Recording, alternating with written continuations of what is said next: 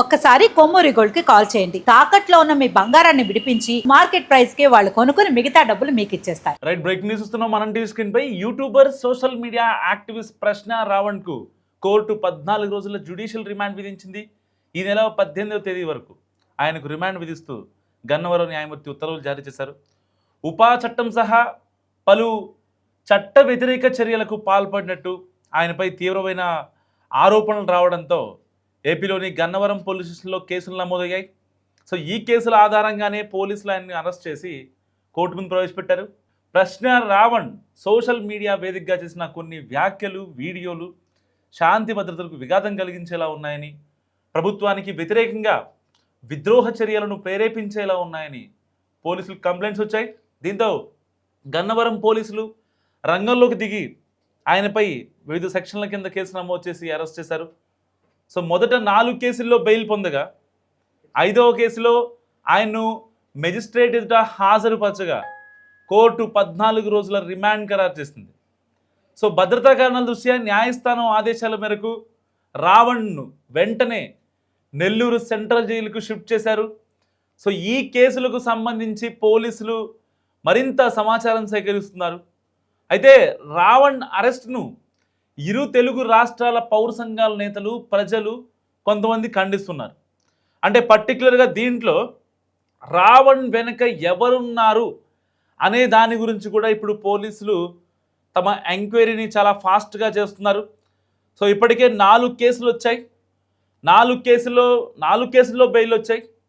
And 5వ కేసులో ఉపా చట్టం అయితే రాజద్రోహం కేసు పడగానే దాని తర్వాత సీన్ మారిపోయింది. 14 రోజుల రిమాండ్ విధించారు ఏదైతే గన్నవరం జడ్జి. సో ఇలాంటి నేపథ్యంలో అసలు ప్రశ్న రావణ్ మితిమీరి మాట్లాడటం ఎంతవరకు కరెక్ట్, అండ్ దాంట్లో ఏదైతే జూన్ 28న వీళ్ళు పెట్టిన సభ ఏదైతే ఉందో దళిత క్రైస్తవ శంకారావం అనే పేరుతో ఈ యొక్క సభను పెట్టారు. దళితులు చూస్తాం, క్రైస్తవులను చూస్తాం. దళిత క్రైస్తవుల్ని ఆ సమర శంకారావం అని, వాళ్ళని ఉత్తేజపరచడం కోసమని, వాళ్ళల్లో చైతన్యం రావాలని, సో ఇలాంటివి మనం కొన్ని అయితే క్రిస్టియన్స్ని ఇంకాస్త ముందుకు తీసుకెళ్ళడం కోసం మనం మాట్లాడుకుంటూ ఉంటాం. సో ఇలాంటి నేపథ్యంలో అసలు దళిత క్రిస్టియన్లు ఎవరు అనేది ఇప్పుడు చాలామంది అడుగుతున్న ప్రశ్న. నిజంగా ఏదైనా క్రిస్టియన్లకు కావచ్చు, దళితులకు కావచ్చు, ఏదన్నా జరగరాంది జరిగితే, వాళ్లకు అన్యాయం జరిగితే వాళ్ళు వెళ్ళి డైరెక్ట్గా గవర్నమెంట్కో లేదంటే ఎస్ఐలకో అడ్మినిస్ట్రేషన్ లెవెల్కో బ్యూరోక్రాట్స్కో చెప్పుకునే స్వేచ్ఛ నిజంగా ఆంధ్రప్రదేశ్లో లేదా? ఒకవేళ ఈ ప్రశ్న రావణ్ కావచ్చు, లేకపోతే ఇంకొకరు కావచ్చు, ఈ జడా శ్రవణ్ కుమార్ కావచ్చు, మాజీ జడ్జిగా ఉన్నటువంటి జడా శ్రవణ్ గారు కావచ్చు, సో ఇలా చాలామంది అదే వేదిక నుంచి అసందర్భ ప్రేలాపనలు యూజ్ చేశారు. అంటే పవన్ కళ్యాణ్ నోట్లో అని గ్యాప్ ఇచ్చి మాట్లాడటం ఎంతవరకు కరెక్ట్? ఇటు deputy speaker Raghuramakrishnaraju, deputy CM Pawan కళ్యాణ్పై, ఒక రాజ్యాంగబద్ధ పదవిలో ఉన్నటువంటి వాళ్ళపై నిజంగా వాళ్ళు ఏదన్నా మిస్టేక్ చేసి ఉంటేనో, లేదంటే మీరు తప్పు చేశారని మీ దాంట్లో ఒక వీడియో చేయండి. మీ యొక్క ఛానల్ ఉంది, దాంట్లో ప్రశ్న అనే పేరుతో ప్రశ్నిస్తున్నారు, ప్రశ్నించండి. కానీ ఆ ప్రశ్నకి ఎంత క్రెడిబిలిటీ ఉంది, ఎంత వ్యాలిడిటీ ఉంది అన్నది కూడా చాలా ఇంపార్టెంట్ ఇక్కడ. సో పర్టికులర్గా అయితే జూన్ 28న ఆ దళిత క్రైస్తవుల ఈ యొక్క సంఘం తరపున ఒక శంకారావం జరిగిందో, దాంట్లో దళితుల గురించి, క్రైస్తవుల గురించి, వాళ్ళ అభ్యుదయ పురోగతి గురించి, వాళ్ళ అభివృద్ధి గురించి, వాళ్ళ లక్ష్యాల గురించి ఎక్కడైనా డిస్కస్ చేశారా? కేవలం టార్గెట్ పవన్ కళ్యాణ్. ఎందుకు చేయాల్సి వచ్చింది అని చాలామంది ఇప్పుడు మాట్లాడుతున్న పరిస్థితి. ఒకరు కాదు, ఇద్దరు కాదు, కూటమి పెద్దలను టార్గెట్ చేయడం, లేదంటే రఘురామకృష్ణరాజుని ఇంత లావు ఉంటాడు, కోస్తే 2 ఊళ్ళకు సరిపోతాడని చెప్పి జడా శ్రవణ్ కుమార్ మాట్లాడటం నిజంగా ఎంతవరకు కరెక్ట్? సో ఈ ఎంటైర్ ఎపిసోడ్ పైన ఇప్పుడు ప్రశ్న రావణ్ వాళ్ళ వైఫ్ రియాక్ట్ అయింది. ఒక్కసారి ఆవిడ మాట్లాడిన మాటలు. అందరికీ నమస్తే అండి. ఏపీ గవర్నమెంట్కి ధన్యవాదాలండి. మమ్మల్ని మీరేం చేయాలనుకుంటున్నారో మాకు అర్థం కావట్లేదు. కానీ మా వారిని స్టేషన్ల మీద స్టేషన్లు తిప్పుతున్నారు. ఆయన నిజంగానే తప్పు మాట్లాడారంటే కేసుల మీద కేసు వేస్తున్నారు. వాటన్నిటికీ ఆయన బెయిల్స్ తెచ్చుకుంటున్నారు, మళ్ళీ వేస్తున్నారు, మళ్ళీ తెచ్చుకుంటున్నారు. బట్ ఎందుకండి ఇంత హెరాస్ చేస్తున్నారు? అవసరమా మీకు? ఒక మనిషి నోటి నుంచి ఒకళ్ళు మాట్లాడితే తప్పు, ఇంకొకరు మాట్లాడితే తప్పు కాదు అన్నప్పుడు ఇవే కేసులు పవన్ కళ్యాణ్ గారి మీద కూడా వేయాలి కదండి. ఆయన మాట్లాడిందే మా వారు మాట్లాడారు. మా కుటుంబం మొత్తాన్ని చంపేయాలనుకుంటే ఒకేసారి చంపేయండి. ఇలా కేసుల మీద రోజుకొకటి నాకున్న పసిపిల్ల చాలా బాధపడుతుంది. వాళ్ళ నాన్నగారు కావాలి అనేసి చాలా ఇబ్బంది పడుతుంది. నాకున్న చిన్న పాప చాలా ఇబ్బంది పడుతుంది. తన మొక్కవన్నా చూడండి, లేదా మా కుటుంబ సభ్యులు మేము అందరం ఒకేసారి చచ్చిపోతామండి. ఎందుకంటే నోట్లోంచి ఒక మాట వచ్చిన తర్వాత ఒకళ్ళు మాట్లాడితే తప్పు లేదు, ఇంకొకరు మాట్లాడితే తప్పు అన్నప్పుడు హింస పెడుతున్నారండి. మీరు కేసులు పెట్టట్లేదండి. ఒక కేసు అంటే సరేనండి, ఒక స్టేషన్ అంటే సరేనండి, బెయిల్ వస్తుంది మళ్ళీ తీసుకెళ్తున్నారు, బెయిల్ వస్తుంది మళ్ళీ తీసుకెళ్తున్నారు అంటే ఒకసారి ఆలోచించండి సార్. లేదా చంపేయండి, ఒకసారి చంపేయండి, అయిపోతుంది. ఇక మీరు ప్రశాంతంగా మీరు చేసుకోవచ్చు. మిమ్మల్ని ప్రశ్నించడమే మా వారు చేసిన తప్పు అయితే చంపేయండి. ఆయనతో పాటు మమ్మల్ని చంపేయండి. ఆయన ఒక్కడనే కాదు, ఆయనతో పాటు ఆయన కుటుంబం, నేను నా కూతురు, మమ్మల్ని కూడా చంపేయండి. ఇంతకు మించి మేమేమీ చెప్పలేమండి. మాఫింగ్ వీడియోస్ ఏంటండి? అలాంటి వీడియోస్ ఎక్కడన్నా పెడతారా అండి? అలాంటివి ఎక్కడన్నా ఉంటాయా? తప్పండి, మీరు చేసేది చాలా తప్పు. మాఫింగ్ వీడియోస్ చేయడం అనేది చాలా తప్పు. సో ఇప్పుడు ఆవిడ చెప్పింది విన్నారు కదా. ఆవిడ ఏం చెప్తుంది? నా బిడ్డ రావణ్ కోసం ఎదురు చూస్తుంది, ఆయన్ని ఇన్ని కేసుల్లో ఇంత ఇబ్బంది పెట్టడం నిజంగా కరెక్టా అని చెప్పి మాట్లాడుతున్నారు. సో వాస్తవానికి ఆవిడికి మాత్రం తెలీదా ప్రశ్న రావణ్ ఎందుకు అరెస్ట్ అయ్యాడో? ఆవిడికి తెలీదా? వాస్తవానికి మాట్లాడుకుంటే మనం అంటే ఇక్కడ ఒక ఇలకత మఫ్లియా నడుస్తుంది అనేది చాలా క్లారిటీగా అర్థమవుతున్న విషయం. అంటే ఎవరి భావాజాలానికి ఈక్వల్గా, ఎవరి సిద్ధాంతాలకి ఈక్వల్గా మాట్లాడుతున్నారు ప్రశ్న రావణ్ వెనక అసలు ఎవరు ఉన్నారు? సరే, మొన్నటిదాకా వాళ్ళ ఫ్రెండ్ ఆడియో కాల్ ఒకటి కొంచెం వైరల్ అయింది సోషల్ మీడియాలో. అసలు రావణ్ పేరు అసలు పేరు బచ్చలకూరి జోసెఫ్, వాళ్ళు చౌదరీసు అండ్ కన్వర్టెడా మరి అని చెప్పి మాట్లాడుతున్న పరిస్థితి. అంటే వేరే వేరే ఆఫీసుల్లో తన యొక్క కులాన్ని కూడా మార్చుకునేటువంటి సిచ్యువేషన్ ఇవాళ ప్రశ్న రావణ్ది. వాళ్ళ ఆఫీస్లో ఉన్నటువంటి కొలీగ్సే ప్రశ్న రావణ్ అలియాస్ జోసెఫ్ బచ్చలకూరి. బేసిక్గా బచ్చలకూరి అనేది ఒక ఎస్సీ కమ్యూనిటీకి సంబంధించినటువంటి ఇంటి పేరు. జోసెఫ్ మరి చౌదరి ఎలా యాడ్ అయింది? బచ్చలకూరి అనేది మీరు గూగుల్లో కూడా చూడవచ్చు, neutral platform, chat GPT, AI కూడా అడగండి. బచ్చలకూరి అనే ఇంటి పేరు బేసిక్గా ఒక ఎస్సీ కులానికి సంబంధించినటువంటి ఇంటి పేరు. ఏ కులాన్ని తక్కువ చేయడం కాదు, ఏ కులాన్ని ఎక్కువ చేయడం కాదు. అసలు ఇక్కడ కులాలు మతాలు అనేదే ఇక్కడ మళ్ళీ పాయింట్గా వస్తుంది. చాలామందికి అర్థం కావట్లేదు. అగ్రవర్ణాలు, దళితులు, దళిత క్రైస్తవులు ఏంటిదంతా అసలు? అంటే ఆ రోజున నిజంగా ఏదైతే అంబేద్కర్ గారు అప్పుడు నా చిన్నప్పుడు స్టోరీస్లో చెప్పేవాళ్ళు అనమాట. కొంతమంది పెద్దవాళ్ళు చెప్పేవాళ్ళు. అప్పట్లో అగ్రవర్ణాల బేపనోళ్ళు ఎవరైతే ఉంటారో వాళ్ళు వచ్చేసి ఎస్సీ ఎస్టీ వాళ్ళని వెనకాల వాళ్ళు నడుస్తుంటే వెనకాల తాటాకు పెట్టుకుని నడిపించుకునేవాళ్ళంట. అంటే వాళ్ళు నడిచినప్పుడు ఆ ఫుట్ ప్రింట్ పడద్దు కదా, ఆ ఫుట్ ప్రింట్ అదే ప్లేస్లో అగ్రవర్ణాల వాళ్ళు అడుగు వేయకూడదు అని వాళ్ళ వెనకాల తాటాకు కట్టేవాళ్ళంట, మొలతాడి తాటాకు కట్టేవాళ్ళంట. అంటే దానివల్ల వాళ్ళు ఏదైతే స్టెప్ వేస్తారో ఆ ఫుట్ ప్రింట్ మొత్తం ఎరేజ్ అయిపోద్ది వెనకాల తాటాకుతో. అంత దారుణంగా అప్పట్లో జరిగేవేట. సో దాన్ని కాదనుకొని ఇదంతా ట్రాష్.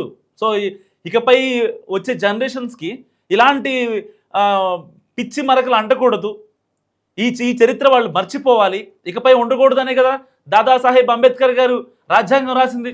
చాలా నీట్గా రాశారు. సో ఆ చట్టాలని ఈ యొక్క క్రైస్తవులు, కొంతమంది క్రైస్తవులు, అందరు క్రైస్తవులు కాదు, చాలామంది క్రైస్తవులు మెసేజ్ పెడుతున్నారు. అసలు ప్రశ్న రావణ్ చెప్పిన మాటలకి మా క్రైస్తవ సంఘాలకి సంబంధం లేదు అని మాట్లాడుతున్నారు చాలామంది. మరి ఈయనెక్కడ క్రైస్తవుల్ని అభివృద్ధి చేయడం కోసం, వాళ్ళలో ప్రగతి కోసం పోరాడాడు? జూన్ 28 సభలో ఆయన ఈ క్రైస్తవుల గురించి, దళిత క్రైస్తవుల గురించి ఒక్క మాటనే మాట్లాడా? దేనికోసం పెట్టారు అలా సంఘం? దేనికోసం పెట్టారు ఆ మీటింగ్? ఆల్రెడీ ఆ సంఘం మీటింగ్ జరగడానికి ముందే ఇటు జడా శ్రవణ్ కూడా ఒక చిన్న మీటింగ్ ఏర్పాటు చేశాడు రాజమండ్రిలో. ఒక ఆడియో కాల్ బయటకు వచ్చింది జడా శ్రవణ్ది. ఒక్కసారి ఆడియో ప్లీజ్. ఈ దేశంలో రాముడి గురించి విమర్శిస్తే కేసులు పడతాయి. ఈ దేశంలో కృష్ణుడి గురించి మాట్లాడితే కేసులు పడతాయి.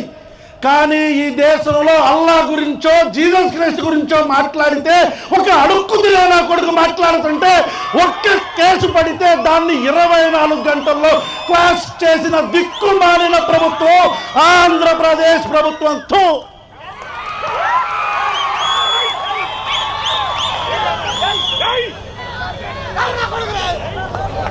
రే రాధా మనోహర్ దాస్ కొడక్క దొరుకుతావు. నువ్వు మతాల మధ్యలో చిచ్చు పడుతున్నావు. ప్రభుత్వాలు మారతాయి కొడక. నీ బట్టలు పదీసి రోడ్డు మీద తొక్కి నారతీస్తామని పవన్ కళ్యాణ్ చెప్తాడు కదా, అలాగే తొక్కి నారతీస్తారు కొడక. సో విన్నారు కదా జడా శ్రవణ్ మాట్లాడిన మాటలు. అంటే ఒక చిన్న మీటింగ్ ఏదైనా జరిగితే దాని తర్వాత వచ్చే కాన్సిక్వెన్సెస్కి వెంటనే మేము అన్ని తగలబెట్టేస్తాం, బస్సులు లారీలు తగలబెట్టేస్తాం, ఇంకెప్పుడు మన క్రైస్తవ సంఘం బాగుపడేదని చెప్పి మాట్లాడుతున్నారు. అంటే ఒక మాజీ జడ్జిగా ఉన్నారు జడా శ్రవణ్ కుమార్ గారు.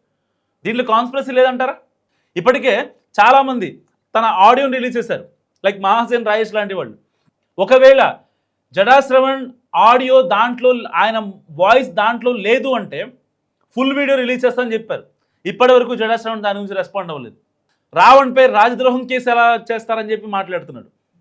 సరే, ఆయన పాయింట్ ఆఫ్ వ్యూ, ఆయనకి సెక్షన్లు మొత్తం తెలుసు కాబట్టి ఆయన ఏం మాట్లాడినా చెల్లుద్ది అని ఆయన అనుకుంటారు. బాగానే ఉంది, ఓకే. అలాంటి సెక్షన్ తెలిసిన వ్యక్తి అడ్డపందిలా ఉన్నాం, కోస్తే 2 ఊళ్ళు సరిపోతామని చెప్పి ఒక రాజ్యాంగ పదవిలో ఉన్నటువంటి డిప్యూటీ స్పీకర్ రఘురామకృష్ణ గారిని అనడం ఎంతవరకు కరెక్ట్? అంటే వాస్తవాలు అందరు దీంట్లో తెలియాలి. ఇక్కడ అంటే గతంలో ఉన్నటువంటి సిచ్యువేషన్స్ని, ఏదైతే స్వాతంత్రం రాకముందు ఉన్న సిచ్యువేషన్స్ని మళ్ళీ ఇప్పుడు పెట్టాలా? క్రైస్తవులకి, దళితులకి, అగ్రవర్ణాలు, దళిత క్రైస్తవులు, కమ్మోళ్ళు, రెడ్డోళ్ళు, నాయుళ్ళు అనే వైవిధ్యం, అనే విరుద్ధాలు, విభేదాలు, గొడవలు మళ్ళీ కావాలా ఇప్పుడు? నిజంగా దేనికోసం ఇదంతా? ఇంతకు ముందు ఉండేవి లంబాడీస్ అని, లేకపోతే మాలోళ్ళని, మాదిగోళ్ళని, రెడ్డోళ్ళని, గౌళ్ళోళ్ళని, యాదవులని, బుడబొక్కలోళ్ళని, బుడుగు సంఘాలని ఉండేవి. కానీ రోజులు మారుతున్న కొద్దీ ఎవరి బతుకు వాళ్ళు బతుకుతున్నారు, ఎవరి ఉద్యోగం వాళ్ళు చేసుకుంటున్నారు, ఎవరి పిల్లా పాపలను వాళ్ళు బతికించుకుంటున్నారు. ఇంకా కావాలని ఆంధ్ర, తెలంగాణను, లేదా కులమను, మతమను ఇవి పెట్టడం ఎంతవరకు కరెక్ట్? ఇప్పటికే ప్రశ్న రావణ్కు సంబంధించి ఒక వీడియో కూడా బయటకు వచ్చింది. అది ఇప్పుడు యూట్యూబ్ గైడ్లైన్స్ ప్రకారం దాన్ని చూపించలేకపోతున్నాం. తాను ఒక యువతితో అడ్డమైన పని చేస్తున్నట్టుగా రెడ్ హ్యాండెడ్గా బుక్ అయిపోయాడు. మరి వీటిని ఏమంటారు? ప్రశ్న రావణ్ని సపోర్ట్ చేస్తున్నటువంటి, స్టార్టింగ్లో ప్రశ్న రావణ్కి ఒక రేంజ్లో హైక్ వచ్చేసింది, మామూలుగా కాదు. కానీ ఒక్కొక్కటిగా ఎంత డిగ్ చేస్తే అంత వస్తున్నాయి బయటికి నిజాలు. అసలు జోసెఫ్ చౌదరినా? జోసెఫ్ ఒక ఎస్సీ కమ్యూనిటీ చెందినవాడ. వాళ్ళ ఆవిడకి తెలీదా? వాళ్ళ ఆవిడ ఒక వీడియో రిలీజ్ చేశారు, ఆవిడకి తెలీదా జోసెఫ్ ఎలాంటి వాడు? వాళ్ళ ఆఫీస్లో ప్రీవియస్గా వర్క్ చేసిన కంపెనీలో అడిగితే తెలీదా? అండ్ వీళ్ళకి జగన్మోహన్ రెడ్డి గారు దాదాపుగా ఒక 4-5 రోజుల నుంచి ఇష్యూ జరుగుతుంటే ఇప్పుడు జగన్మోహన్ రెడ్డి గారు బయటకు వచ్చి ఏం చెప్తారంటే, లేదు ప్రశ్న రావణ్పై పెట్టిన కేసులనే మళ్ళీ పెట్టాలని చెప్పారు. ఒక్కసారి జగన్మోహన్ రెడ్డి గారు చేసిన ట్వీట్ చూద్దాం ఒకసారి. సో చూసారు కదా, ఆయన ఏమంటున్నారంటే, ఏదైతే ప్రశ్న రావణ్ని ఎంత దారుణంగా వేధిస్తున్నారో అంతే దారుణంగా ఆయన పైన పెట్టిన కేసుల్ని ఇటు చంద్రబాబు నాయుడు గారు, ఇటు Nara Lokesh, Pawan Kalyan deputy CM, so వీళ్ళ ముగ్గురు పైన పెట్టాలని ఖరాఖండిగా చెప్తున్నారు. హే రామ్ అంటూ ఆయన మాట్లాడారు. హే రామ్ అంటే ఇప్పుడు హే రామ్ అనే దానికి ఒక స్ట్రాటజీ ఉంది. జగన్మోహన్ రెడ్డి గారు 4 రోజులుగా ఈ రావణ్ ఇష్యూ జరుగుతున్నా స్పందిద్దామా వద్దా అని చెప్పి చాలా జాగ్రత్తగా ఉన్నారు.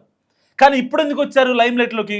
ఎందుకంటే హే రామ్ ఏపీ పరిస్థితి ఎలా ఉందో చూడండి, మీరైనా కాపాడండి అని ఎందుకు స్ట్రెస్ చేశారంటే, ఇప్పుడు ప్రశ్న రావణ్ చేస్తోంది క్రిస్టియానిటీకి చాలా దగ్గరగా అని చెప్పి అందరికీ తెలిసిపోయింది. దళిత క్రైస్తవ శంకారావు అని పెట్టాడు, అక్కడికి వెళ్ళి మాట్లాడాడు. దళితులైనటువంటి క్రైస్తవుల గురించి ఎలాంటి మాట మాట్లాడలేదు. పోనీ అలా దళితులు ఎవరో ఆ క్రైస్తవులు ఎవరో నాకు ఇప్పుడు తెలియదు. పోనీ వాళ్ళ అభివృద్ధి కోసం మాట్లాడారా, వాళ్ళ ప్రగతి కోసం మాట్లాడారా? పోనీ అది లేదు. Target Pawan Kalyan, deputy speaker Raghuramakrishnaraju, Chandrababu, Nara Lokesh, Radha Manohar దాస్గా ఉంది. సో వీళ్ళందరూ ఎవరు? హిందువులు. సరే అంతకీ కాదనుకుందాం. ఇంకా లేదు అనుకుంటే ఈయన చేసిన వీడియోలు ఇప్పుడు తెగ వైరల్ అవుతున్నాయి సోషల్ మీడియాలో. దానికి సపోర్ట్గా జగన్మోహన్ రెడ్డి గారు ఏమంటారు? హే రామ్ ఏపీ పరిస్థితి ఎలా ఉందో తెలుసా అని చెప్పి ఆయన మాట్లాడిన తీరు నిజంగా ఎంత హాస్యాస్పదం. ఒకవేళ ప్రశ్న రావడానికి స్టార్టింగ్లోనే కనుక ఈయన సపోర్ట్ చేయాలనుకుంటే ఎలాంటి కండిషన్స్ లేకుండా డే 1 సపోర్ట్ చేయరా? ఎంతమందికి సపోర్ట్ చేయలేదు? అంబటి రాంబాబు, ఇంకా ఆయన కారు కింద చనిపోయే వాళ్ళని ఇంటికి కూడా వెళ్ళినటువంటి జగన్మోహన్ రెడ్డి గారు ఒక సాక్షాత్తు సీఎం చంద్రబాబు నాయుడిని అమ్మనాబూతులు తిడితే ఆయన వాళ్ళ ఇంటికి వెళ్ళి పరామర్శిస్తారు. పరామర్శించాల్సింది ఎవరిని? బుద్ధి చెప్పాల్సింది ఎవరికి? సరే చంద్రబాబు నాయుడు గారిని జగన్మోహన్ రెడ్డి గారు వెళ్ళి మాట్లాడడానికి కూడా అది వేరే విషయం. అట్లీస్ట్ జరిగిన తప్పు మనం కోల్పోయాం, చాలా కోల్పోయాం. 11 సీట్లే వచ్చాయి. సో జరగాల్సింది ఇది కాదు అని నేతలకి దిశానిర్దేశం చేయాల్సిన జగన్మోహన్ రెడ్డి గారే వాళ్ళని ఇష్టారాజ్యంగా వాళ్ళని వదిలేస్తే ఏమవుతుంది పరిస్థితి? ఇప్పుడు ఇదే విషయంలో ప్రశ్న రావణ విషయంలో కూడా జగన్మోహన్ రెడ్డి గారు చేసి తప్పదే. హే రామ్ అంటూ స్టార్టింగ్లో పోస్ట్ పెట్టారు. అది ఎంత కన్నింగ్ పోస్టో ఇప్పుడు మీకు చెప్తాను. మీకు దాని గురించి పర్టికులర్గా 4 రోజుల నుంచి ఈయన చేసే రప్చరు, ప్రశ్న రావణ చేసే హడావుడి, వాళ్ళ అనుచరులు రావటం, ఫాలోవర్స్ రావటం, జనసేన నేతల్ని, జనసేన కార్యకర్తల్ని, అభిమానుల్ని, పవన్ కళ్యాణ్ ఫ్యాన్స్ని ఇంకా రెచ్చగొట్టడం అక్కడ స్టేషన్ దగ్గర. మళ్ళీ ఏమనంటే కోడిగుడ్లతో దాడి చేశారు, లేకపోతే ఆ పిఎస్ దగ్గర గోడలు దూకి లోపలికి వచ్చే క్రమంలో ఆ ప్రశ్న రావణ్ని కొట్టడానికి వస్తున్నారు అని చెప్పి వాళ్ళకి సంబంధించిన మీడియా ఛానల్స్లో మాట్లాడుకోవడం, ఎవరికి నచ్చినట్టు వాళ్ళు మాట్లాడుకుంటున్నారు. వాస్తవానికి ప్రశ్న రావణ్ వెనకాల ఎవరున్నారనేది మరి కాసేపట్లో తెలిసిపోద్ది. 14 రోజులు రిమాండ్ విధించారు. వేసింది మామూలు కేసు కాదు, ఉపా చట్టం, రాజద్రోహం కేసు. ఒకవేళ శిక్ష కనుక ప్రూవ్ అయితే ఉరి శిక్ష కూడా పడే అవకాశం ఉంది. ఇది నేనుగా చెప్పేది, జడా శ్రవణ్ కుమార్ గారు చెప్పారు. ఆయన మాజీ జడ్జి, ఆయన తెలియని లెక్కల బొక్కలు కాదు ఇవన్నీ. సో ఇలాంటి నేపథ్యంలో హే రామ్ అంటూ జగన్మోహన్ రెడ్డి గారు చేసిన ట్వీట్ హిందూ వాళ్ళని కోల్పోకుండా, ఎందుకంటే బేసిక్గా జగన్మోహన్ రెడ్డి గారికి ఇటు క్రిస్టియన్ కమ్యూనిటీలో చాలా సాలిడ్ ఓటు బ్యాంక్ ఉంది. సో ఆ ఓటు బ్యాంకు ఎలాగైనా సరే పోకుండా, అండ్ నేను డైరెక్ట్గా క్రిస్టియన్స్కి సపోర్ట్ చేశానని చెప్తే హిందువుల్లో కొంచెం ఎస్కలేషన్స్ వచ్చే అవకాశం ఉంది. వాటికి కూడా ఎలాంటి తావు లేకుండా హే రామ్ అంటూ ఆయన ట్వీట్ చేశారు. నిజంగా సోషల్ యాక్టివిస్ట్ అనే పదానికి అర్థం ఏంటి? మీకు మాట్లాడే హక్కు ఉంది, ప్రశ్నించే హక్కు ఉంది, వీడియోలు చేసే హక్కు ఉంది. సరే మీరు అసలు జర్నలిస్టా, లేకపోతే యూట్యూబరా, కంటెంట్ క్రియేటరా, డిజిటల్ క్రియేటరా ఎవరికి తెలీదు. గతంలో కూడా ప్రశ్నించానంటారు, నేను సెక్యులర్ అంటారు, నాస్తికుని అంటారు. ఏంటి అసలు మీరు ఏ కులానికి, ఏ వర్గానికి చెందినవారు? ఎందుకంటే ఎవరి కులాన్ని, ఎవరి మతాన్ని అనడానికి ఎవరికీ హక్కు లేదు బేసిక్గా, అన్లెస్ వాళ్ళు మనసులో మాట చెప్పేంత వరకు. కానీ ఇక్కడ ప్రశ్న అనే ఒక ఛానల్ స్టార్ట్ చేసి రావణ్ అని చెప్పుకుంటాడు. ఇతని గురించి పోలీసులు ఎంక్వైరీ చేస్తే జోసెఫ్ బచ్చలకూరి అని తెలుస్తుంది. వాళ్ళ ఫ్రెండ్స్ ఏమో వాళ్ళు చౌదరీస్ అని చెప్తాడు. మరి బచ్చలకూరి జోసెఫ్ చౌదరి ఎలా అయ్యాడు? బచ్చలకూరి ఆబ్వియస్లీ ఒక ఎస్సీ కమ్యూనిటీకి సంబంధించినటువంటి ఇంటి పేరు, దానికి చౌదరి ఎలా అయింది? లేదంటే వాళ్ళ నాన్న కావచ్చు, వాళ్ళ తాత కావచ్చు, ఎవరన్నా చౌదరీస్ అయి ఉండాలి, అంతే కదా మనకు తెలిసిన ఇన్ఫర్మేషన్ ప్రకారం. అంతకు మించి ఛాన్స్ లేదు. కన్వర్ట్ అయి ఉండాలి, లేదంటే వాళ్ళ తాతో వాళ్ళ నానో అయి ఉండాలి. సో ఇప్పుడు అతని గురించి 2 తెలుగు రాష్ట్రాల్లో చర్చ గట్టిగా జరుగుతుంది. చాలామంది మాట్లాడుతున్నారు, లేదు ఇదొక అసలు ప్రశ్నిస్తే కేసులు పెట్టేస్తారా అని. అండ్ ఇంకో విషయం ఏంటంటే తెలంగాణకు సంబంధించిన జర్నలిస్టులు ఎవరైతే ఉన్నారో కొంతమంది, ఇక వాళ్ళ పేర్లు నేను చెప్పాల్సిన అవసరం లేదు, మీకు తెలుసు. వాళ్ళు మాట్లాడే మాటలు ఏంటంటే, ప్రశ్న రావండి కావచ్చు, కేవీఆర్ జర్నలిస్ట్ కేవీఆర్, ఆయన ఉస్మానియా యూనివర్సిటీలో మరి గోల్డ్ మెడలిస్ట్ ఏదో అంట కేవీఆర్ గారు. సరే ఆయన జర్నలిస్టే, ఆయన ఒప్పుకుందాం. సరే ఈ రావణ్ అంటే యూట్యూబర్, వదిలేద్దాం, జర్నలిస్ట్ కదా. ఓకే, మీరు ఒక పార్టీకి సేవ చేద్దాం అనుకున్నారు, ఒక పార్టీ ముద్ర మీ మీద వేసుకుందాం అనుకుని ఫిక్స్ అయిపోయారు. ఓకే ఫైన్, అంతవరకు బాగానే ఉంది. మరి అక్కడ నుంచి ఒక పార్టీకి మీకు ఫండ్ చేస్తుందంటే, ఒక పార్టీకి సంబంధించిన వ్యక్తులు మీకు సపోర్ట్గా ఉన్నారంటే ఆబ్వియస్లీ మీరు రిస్క్ తీసుకోవాలి కదా. మీరు మాట్లాడిన మాటలు ఎన్ని బూతులు ఉన్నాయి మీ మాట్లాడిన మాటలు, ఎంతమందిని తిట్టారు మీరు?